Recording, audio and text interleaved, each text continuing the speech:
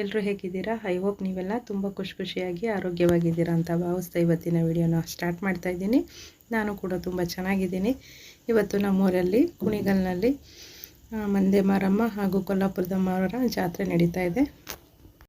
ಇವತ್ತು ಆದಷ್ಟು ಬೇಗನೆ ಪೂಜೆ ಎಲ್ಲ ಮಾಡಿ ದೇವ್ರ ಮನೆಯೆಲ್ಲ ಕ್ಲೀನ್ ಮಾಡಿಕೊಂಡು ಪೂಜೆ ಮಾಡೋಣ ಅಂದ್ಕೊಂಡೆ. ಬಟ್ ಇಲ್ಲ, ಸ್ವಲ್ಪ ಲೇಟಾಗೆ ಮಾಡೋಣ ಅಂದ್ಕೊಂಡೆ. ಯಾಕೆ ಅಂದರೆ ಆರತಿ ಮಾಡಬೇಕಲ್ವ, ಪೂಜೆ ಆಗಿದ ತಕ್ಷಣ ಆರತಿ ಮಾಡಬೇಕು.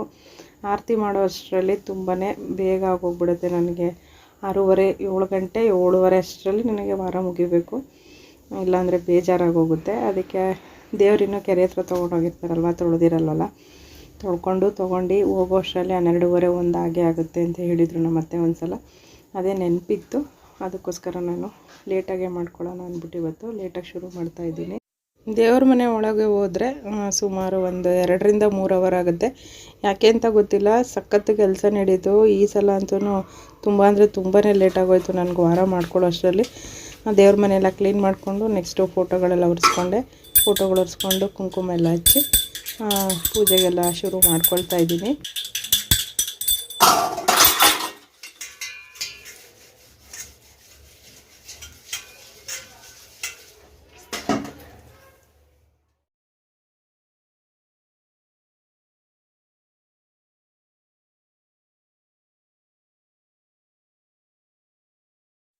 ನಾನು ದೇವ್ರ ಮನೆಯಲ್ಲಿ ತುಂಬ ಅಂದರೆ ತುಂಬ ಕಡಿಮೆ ಐಟಮ್ ಇಟ್ಟಿದ್ದೀನಿ.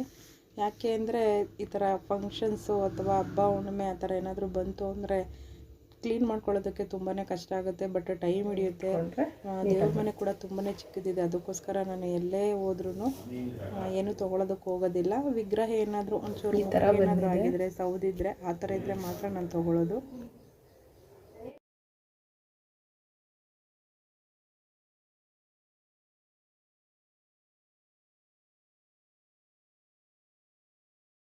ದೇವ್ರ ಮನೆ ತುಂಬ ಚಿಕ್ಕದಿರೋದ್ರಿಂದ ವಿಡಿಯೋ ಮಾಡ್ಕೊಳ್ಳೋದಕ್ಕೆ ಸ್ಟ್ಯಾಂಡ್ ಇಟ್ಕೊಳ್ಳೋದಕ್ಕೆ ನನಗೆ ಆಗ್ತಾ ಇರಲಿಲ್ಲ. ಈಚೆ ಇಟ್ಕೊಂಡು ಮಾಡಬೇಕಿತ್ತು, ಸ್ವಲ್ಪ ಕಷ್ಟ ಅನ್ನಿಸ್ತು ನನಗೆ ಮಾಡ್ಕೊಡೋದಕ್ಕೆ. ಮಗ ಕೂಡ ಇರಲಿಲ್ಲ, ಏನು ಮಾಡೋದು ಅಂದ್ಬಿಟ್ಟು ಈ ಥರ ಮಾಡಿದ್ದೀನಿ. ಪೂರ್ತಿ ಎಲ್ಲ ರೆಡಿ ಆದಮೇಲೆ ಒಳಗಡೆ ಇಟ್ಟು ನಾನು ಇವಾಗ ಕಳ್ಸೋಕ್ಕೆ ಅರಿಶಿನ ಕೋನೆನ ಕಟ್ತಾಯಿದ್ದೀನಿ. ಅದು ಅಷ್ಟೇ ಸೈಜ್ನ ನೋಡಿಕೊಂಡು ಚೊಂಬೆಗೆ ಎಷ್ಟು ಬರುತ್ತೆ ಅಷ್ಟಕ್ಕೆ ಮಾತ್ರ ಕಟ್ಟೋಣ ಅಂದ್ಬಿಟ್ಟು ಕಟ್ತಾಯಿದ್ದೀನಿ. ಹಾಗೆ ಕಳ್ಸೋಕ್ಕೆಲ್ಲ ಜೋಡಿಸ್ಕೊಂಡು ವಿಗ್ರಹ ಎಲ್ಲ ಇಟ್ಟಾಗಿದೆ, ಆಲ್ಮೋಸ್ಟ್ ಎಲ್ಲ ರೆಡಿಯಾಗಿದೆ. ಹಾಗೆ ನೋಡಿ ಕುಂಕುಮ ಇಟ್ಟಿರೋದು ಹೇಗೆ ನೀಟಾಗಿ ಕಾಣಿಸ್ತಿದೆ ಅಂತ, ಹೇಗೆ ಕಾಣಿಸ್ತಿದೆ ಅಂತ ನನಗೆ ಕಮೆಂಟ್ ಮೂಲಕ ತಿಳಿಸಿ.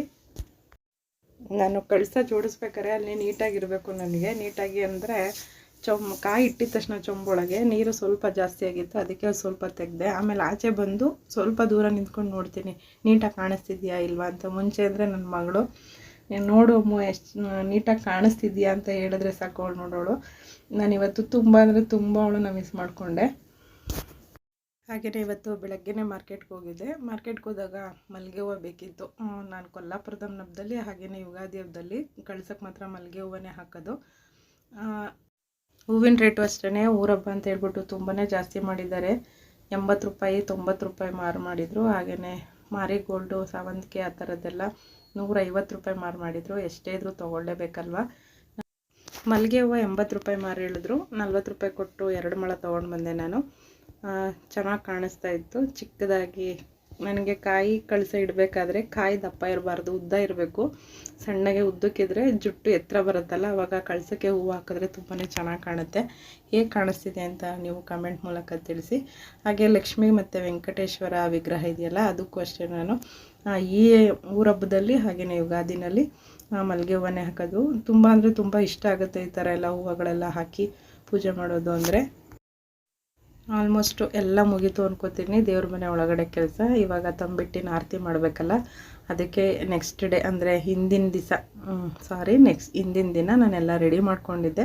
ಕಡಲೆ ಬೀಜ ಹುರಿದು ಹಾಕಿದ್ದೆ, ಕೊಬ್ಬರಿ ತುರಿ ಹಾಗೆ ಕಡಲೆ ಮಿಕ್ಸಿ ಮಾಡ್ಕೊಳ್ಳೋದಕ್ಕೆ ಗ್ರೈಂಡ್ ಮಾಡ್ಕೊಳ್ಳೋಕ್ಕೆ ಕಡಲೆನೇ ತೊಗೊಂಡಿದ್ದೆ. ಉಂಡುಗಡಲೆ 1.25 ಪಾವು ತೊಗೊಂಡಿದ್ದೆ. 1 ಪಾವು ಆಗಿದ್ರೆ ಸಾಕಾಗೋದು ಅನ್ನಿಸ್ತು. ಇಷ್ಟನ್ನು ಆಮೇಲೆ 2 ಏಲಕ್ಕಿ ಕೂಡ ಹಾಕಿದ್ದೆ. ಇಷ್ಟನ್ನು ಗ್ರೈಂಡ್ ಮಾಡಿ ಇಟ್ಕೊಂಡು ಇದು ಹುರಿದ್ಬಿಟ್ಟು ಎಲ್ಲ ಹಾಕಿ ಇವಾಗ ಮಿಕ್ಸ್ ಮಾಡ್ಕೊಳ್ತಾ ಇದ್ದೀನಿ. ಇದ್ರ ಮಿಕ್ಸ್ ಮಾಡ್ಕೊಂಡ್ಮೇಲೆ ನಾನು ಬೆಲ್ಲದ ಪಾಕನ ತುಂಬ ಹೊತ್ತು ಕಾಯಿಸೋದಿಲ್ಲ. ಆ ಥರ ಕಾಯಿಸ್ಬಿಟ್ರೆ ಏನಾಗ್ಬಿಡುತ್ತೆ ಅಂದರೆ ಆರತಿ ಏನು ಮಾಡಿರ್ತೀವಿ ಅದು ತುಂಬಾ ಹಾರ್ಡ್ ಆಗಿಬಿಡುತ್ತೆ, ರಫ್ ಆಗುತ್ತೆ. ನಾನು ಸ್ವಲ್ಪ ನೀರಿನ ಪಾಕ ಸ್ವಲ್ಪ ಕರಗೋವರೆಗೂ ಬಿಸಿ ಮಾಡಿಕೊಂಡ್ರೆ ಸಾಕು. ಆಲ್ಮೋಸ್ಟ್ ಎಲ್ಲ ಕೆಲಸ ಮುಗಿಸ್ಕೊಂಡು ಇವಾಗ ಲಾಸ್ಟಲ್ಲಿ ಆರತಿಗೆ ಬಂದಿದ್ದೀನಿ. ಆರತಿ ಎಲ್ಲ ಕಟ್ಕೊಂಡ್ಮೇಲೆ ಆರತಿ ಮಾಡ್ಕೊಳ್ಳೋಣ ಅಂತ ಹೇಳ್ಬಿಟ್ಟು ಫಸ್ಟ್ ಇವಾಗ ಆರತಿನ ರೆಡಿ ಮಾಡ್ಕೊಳ್ತಿದ್ದೀನಿ. ನಾನಿಲ್ಲಿ 6 ಆರತಿ ಮಾಡ್ತೀನಿ. ಯಾವಾಗಲೂ ಜೋಡಿ ಆರತಿನೇ ಮಾಡೋದು. ಕೊಲ್ಲಾಪುರದಮ್ಮಂಗೆ 2, ಹಾಗೆಯೇ ಮಂದೇ ಮಾರಮ್ಮಂಗೆ 2, ಹಾಗೆ ಪಿರಿಯಾಪಟ್ಲದಮ್ಮಂಗೆ 2. ಪಿರಿಯಾಪಟ್ಲದ ಹಬ್ಬ ಯಾವಾಗ ಮಾಡ್ತಾರೆ ಅಂತ ಗೊತ್ತಾಗೋದಿಲ್ಲ. ಅದಕ್ಕೋಸ್ಕರ ಯಾವಾಗಲೇ ನಾನು ಅದನ್ನು ಮಾಡಿಕೊಂಡು ಹಚ್ಬಿಡ್ತೀನಿ, ದೇವ್ರಿಗೆ ಸೇರಿಕೊಳ್ಳಿ ಅಂತ ಹೇಳಿ. ನಾನು ಚಿಕ್ಕದಾಗಿ ಕಟ್ಟೋದು, ತುಂಬಾ ಚಿಕ್ಕದಾಗಿ, ಒಂದು 3 ಇಂಚು ಅಷ್ಟೇ ಬರೋದು. ಫಸ್ಟು ಒಂದು 6ಕ್ಕೆ ಎಷ್ಟೆಷ್ಟು ಆಗುತ್ತೆ ಅಂತ ಹೇಳಿ ಸೈಜ್ ವೈಸು ಹಿಂಗೆ ಮಾಡಿ ಇಟ್ಕೊಂಡ್ಬಿಡ್ತೀನಿ. ಆಮೇಲೆ ನೀಟಾಗಿ ತಟ್ಕೊಂಡು ನೀಟಾಗಿ ಅದನ್ನು ಚೌಕಟ್ಟಿಗೆ ಬರಬೇಕು, 4 ಮೂಲೆ ಬರೋ ಥರ ಮಾಡಿಕೊಂಡು ಆಮೇಲೆ ಆರತಿನ ಕಟ್ಕೊಳ್ಳೋದು. ಇದು ನಮ್ಮಮ್ಮ ಹೇಳ್ಕೊಟ್ಟಿದ್ದ ರೀತಿ ನನಗೆ ಇದೇ ಥರ ಆರತಿ ಮಾಡೋದು. ನಾನು ಇದೇ ಥರನೇ ಮಾಡೋದು ಯಾವಾಗಲೂ ಅಷ್ಟೇ.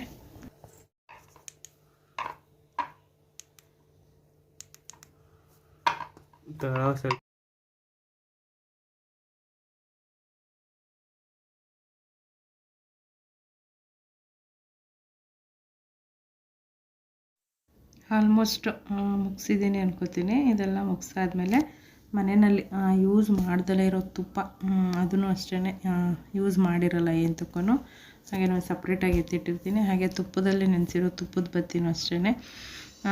ಕೆಲವರೆಲ್ಲ ಒಂದೊಂದನ್ನು ಇಡ್ತಾರೆ, ನಾನು ಜೋಡಿನೇ ಇಡೋದು. ನಾನು ಜೋಡಿ ಆರತಿ, ಜೋಡಿ ತುಪ್ಪದ ದೀಪನೇ ಇಟ್ಟು ಆರತಿನ ಮಾಡೋದು. ಕೆಲವರೆಲ್ಲ 120 ಇಕ್ತಾರೆ, ಅದೇನೋ ನನಗೆ ಅಭ್ಯಾಸ ಇಲ್ಲ. ಹಾಗೆ ತುಪ್ಪನೂ ಅಷ್ಟೇ ನಾನು ಹೇಳಿದ್ನಲ್ಲ, ಯೂಸ್ ಮಾಡಿರಲ್ಲ, ಅದೇ ತುಪ್ಪನೇ ಹಾಕೋದು. ಇದು ಎಕ್ಸ್ಟ್ರಾ ಬೇರೆ ಸಪ್ರೇಟು ದೇವ್ರ ಮನೆಯಲ್ಲಿ ಎತ್ತಿಕ್ಬಿಟ್ಟಿರ್ತೀನಿ. ಈ ಥರ ಹಬ್ಬ ಏನಾದರೂ ಇರುತ್ತೆ ಅಂತ ಗೊತ್ತು ಮಾಡಿಕೊಂಡೇ ಎತ್ತಿಕ್ಬಿಡ್ತೀನಿ. ಸುಮ್ಮನೆ ಎಂಜಲೆಲ್ಲ ಆದರೆ ಹಾಕೋದು ನನಗದಷ್ಟು ಇಷ್ಟ ಆಗೋದಿಲ್ಲ. ಆ ಕೈ ಮುಸ್ರೆ ಕೈ ಅಂತ ಹೇಳ್ತಾರಲ್ಲ, ಆ ಥರ ಎಲ್ಲ ಮುಟ್ಟೋದು ಹಾಕೋದು ನನಗದು ಇಷ್ಟ ಆಗೋಲ್ಲ. ಅದಕ್ಕೆಲ್ಲ ಈಗ ನಾನು ಕುಂಕುಮನ ಹಚ್ಕೊಳ್ತೀನಿ.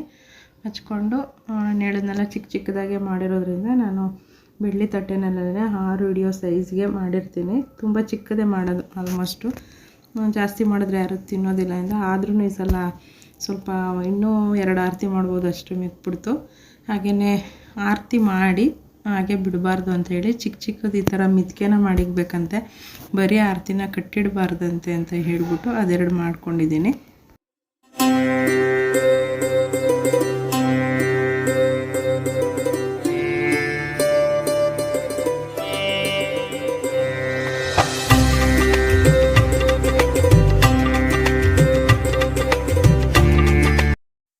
ನೋಡಿ ಎಲ್ಲ ರೆಡಿ ಮಾಡಿ ಇಟ್ಕೊಂಡಿದ್ದೀನಿ ಪೂಜೆಗೆ ಅಂತ ಹೇಳಿ. ನೈವೇದ್ಯಕ್ಕೆ ಅಂತ ನಾನೇನು ಮಾಡೋದಕ್ಕೆ ಹೋಗೋದಿಲ್ಲ, ಯಾಕಂದರೆ ಸ್ವೀಟು ಆಲ್ಮೋಸ್ಟ್ ಯಾರೂ ತಿನ್ನೋದ್ರಲ್ಲ, ಅದರಿಂದ ಆರತಿ ಇಟ್ಕೊಂಡಿದ್ದೀನಿ. ಆರತಿ ಕೆಳಗಡೆ ಸ್ವಲ್ಪ ಚಾಕ್ ಪೀಸಲ್ಲಿ ಬರೆದಿದ್ದೀನಿ ರೌಂಡಿಗೆ ಇರುವೆ ಎತ್ತುತ್ತೆ ಅಂತ ಹೇಳಿ. ಲಾಸ್ಟಲ್ಲಿ ದೀಪ ಹಚ್ಬೇಕಲ್ಲ, ಅದಕ್ಕೆ ಒಂದು ವ್ರತ ಅಂತ ಮಾಡಬೇಕಾದ್ರೆ ಹಬ್ಬ ಹುಣ್ಣಿಮೆ ಆದರೆ ಸ್ಯಾರಿ ಹಾಕ್ಕೊಂಡ್ರೆ ಅದಕ್ಕೆ ಲಕ್ಷಣ ಅಂತ ಹೇಳಿ ನಾನು ರೆಡಿಯಾಗಿದ್ದೆ. ಹಾಗೆ 2 ಬಳೆ, ಆ ಕೈಗೆ 2 ಈ ಕೈಗೆ 2 ಹಸಿರು ಕಲರ್ ಬಳೆ. ಏನೇ ಒಂದು ವ್ರತ ಅಂದರೆ ಪೂಜೆ ಅಂದರೆ ಅದನ್ನು ಹಾಕ್ಕೊಂಡೇ ಮಾಡೋದು. ಈಗ ಆಲ್ಮೋಸ್ಟ್ ಎಲ್ಲ ಆಯಿತು. ನಾನು ದೇವಸ್ಥಾನಕ್ಕೆ ತೊಗೊಂಡು ಹೋಗೋದಿಲ್ಲ ಆರತಿನ. 3 ದೇವ್ರದ್ದು ನಾನು ಹೆಸರನ್ನು ಹೇಳಿಬಿಟ್ಟು ಇಲ್ಲೇ ಎದುರೊಪ್ಪಿಸ್ತೀನಿ. ಅಲ್ಲಿ ತೊಗೊಂಡು ಹೋಗೋಕ್ಕಾಗೋದಿಲ್ಲ ಅಂಥೇಳಿ. ಇನ್ನೊಂದು ನಾನು ಅದನ್ನು ಅಭ್ಯಾಸನೂ ಮಾಡ್ಕೊಂಡಿಲ್ಲ, ಅದಕ್ಕೋಸ್ಕರ. ನೋಡಿದ್ರಲ್ಲ ಹಬ್ಬದ ತಯಾರಿ ಹೇಗೆಲ್ಲ ಆಯಿತು ಅಂತ. ಮತ್ತೊಂದು ಒಳ್ಳೆಯ ವಿಡಿಯೋ ಜೊತೆ ನಾನು ನಿಮ್ಮನ್ನು ಭೇಟಿ ಆಗ್ತೀನಿ. ಅಲ್ಲಿವರೆಗೂ ಟೇಕ್ ಕೇರ್, ಬಾಯ್. ನನ್ನ ವಿಡಿಯೋನ ನಿಮ್ಮ ಟೈಮ್ ಕೊಟ್ಟು ನೋಡಿದ್ದಕ್ಕೆ ತುಂಬ ಹೃದಯ ಧನ್ಯವಾದಗಳನ್ನ ಹೇಳ್ತಾ ಇವತ್ತಿನ ವಿಡಿಯೋ ಇಷ್ಟೇ. ಮತ್ತೊಂದು ಒಳ್ಳೆಯ ವಿಡಿಯೋ ಜೊತೆ ಸಿಗ್ತೀನಿ. ಟೇಕ್ ಕೇರ್, ಬಾಯ್. ನಗ್ತಾಯಿರಿ, ನಗಿಸ್ತಾಯಿರಿ.